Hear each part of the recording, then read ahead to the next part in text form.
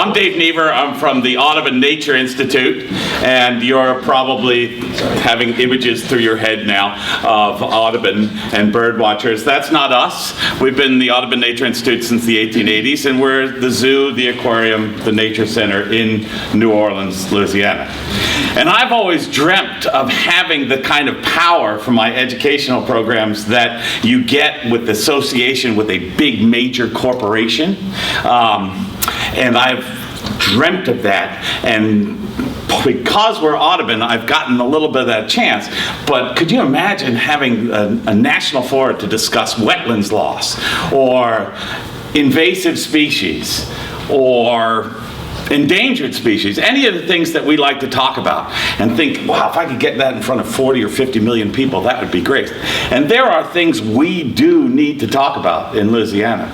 It does not take being too old to realize that we have a little water problem in New Orleans. And that's a big problem. We look at sediment loss, and you can argue about it and know all what's going on there, but it is very real for us. And it's very real for Mr. Benson, who owns the New Orleans Saints and the New Orleans Hornets.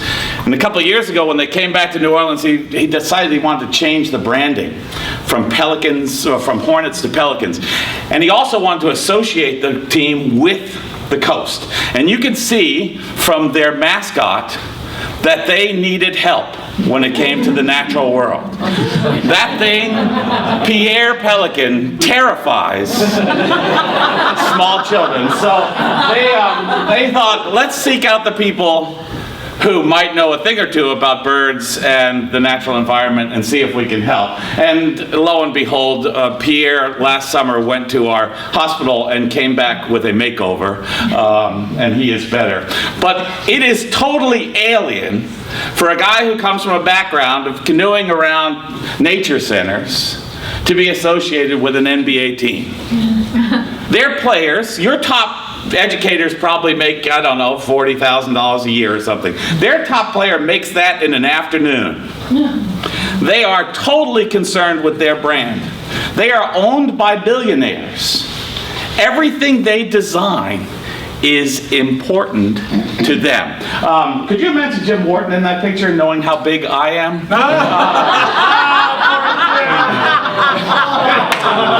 Sorry, Jim. I'm going to waste the whole slide for that. So they wanted to be linked with a family associated brand in New Orleans because they want to drive people to their site. They want to get people to be involved in the Pelicans, and families because they want to drive ticket sales. And so they created an app for the Pelicans, and on this app they wanted a game, which is a Flappy Birds kind of game, which was all the rage with middle schoolers a couple of years ago. And they came to Audubon, and they came to Nature Conservancy, and they said, if we had a game that talked about protecting the coast, what would we have as the little things that you wanted to find and the things that you wanted to avoid? Nature Conservancy said, well, you want to find riparian buffers. And you want to avoid things like eutrophication. And so the first thing we learned is that you got to get a lot more simple than that. That's the level that one needs to deal with when dealing with the world. And it took us a long time to do this, but you know how many species of pelicans are there? That's kind of serves their brand, it serves our brand. We're working together with them. We are trying to at least open up the idea. We have to always, even though it's all about saving the wetlands, we have to put a basketball reference in. I urge you to download this app and play the game.